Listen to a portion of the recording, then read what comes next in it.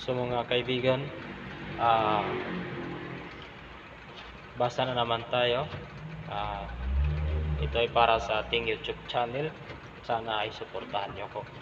Ito mga kaibigan. Ikalabing-walong bersikulo ng unang kabanata ng Genesis mga kaibigan.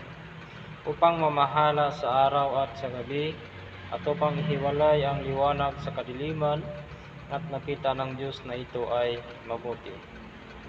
So yan mga kaibigan, na yun ang sinasabi niyang tanglaw ay upang mamahala sa gabi at ihiwalay ang liwanag sa kadiliman mga kaibigan. Sinabi niya, ihiwalay ang liwanag sa kadiliman. Siyempre,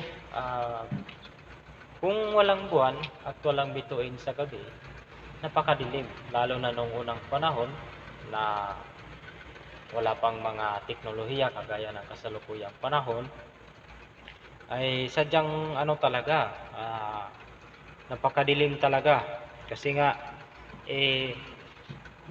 wala pang teknolohiya, wala pang bituin, wala pang buwan.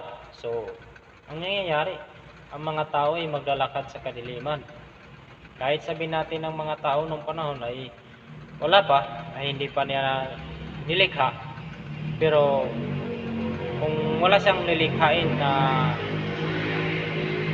tawag dyan, wala siyang nilikhain na buwan at bituin, pagdating ng panahon na ang mga tao ay nadami na, siyempre, ganoon naman talagang patutunguhan.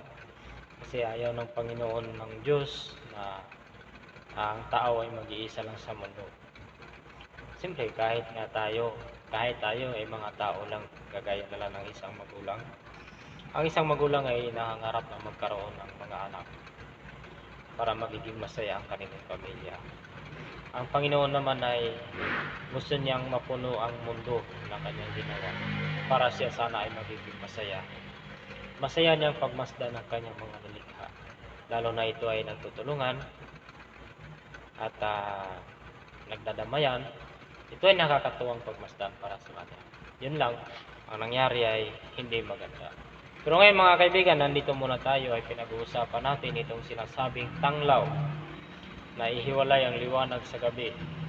Ito ang layunin kung bakit may buwan. Siyempre, kung noong unang panahon ay hindi nilikha ang buwan at ang bituin, sa kasalukuyang panahon ay napakasama ng panahon. Lalo na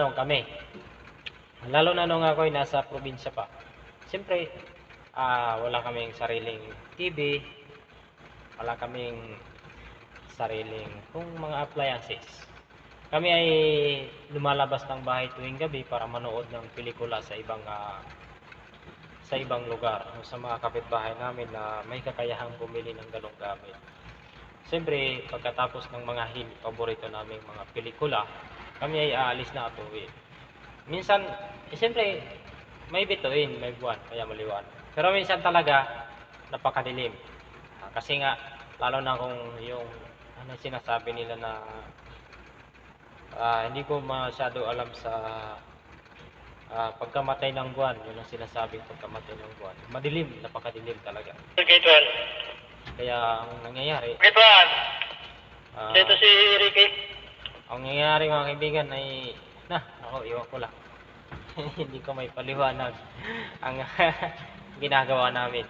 Minsan may dala kaming ilaw, yung ng niyog, yung dahon ng niyog na laya na, yun ang ginagamit namin. Pero siyempre pag dito tayo sa syudad, sa kasalukuyang panahon ay napakaliwanag. Pero ngayon, doon sa amin, dahil doon sa amin ay siguro doon ngayon pumasok na doon yung kuryente sa lugar namin, kaya hindi na masyado madilim. Pero matagal na akong umalis doon. Pero yan ay karanasan ko lang mga kaibigan, kaya tuwing nabasa ko itong Biblia ay nakikita ko at naalala ko yung aking pinagdaanan sa buhay. So yun lang mga kaibigan, ingat kayo palagi.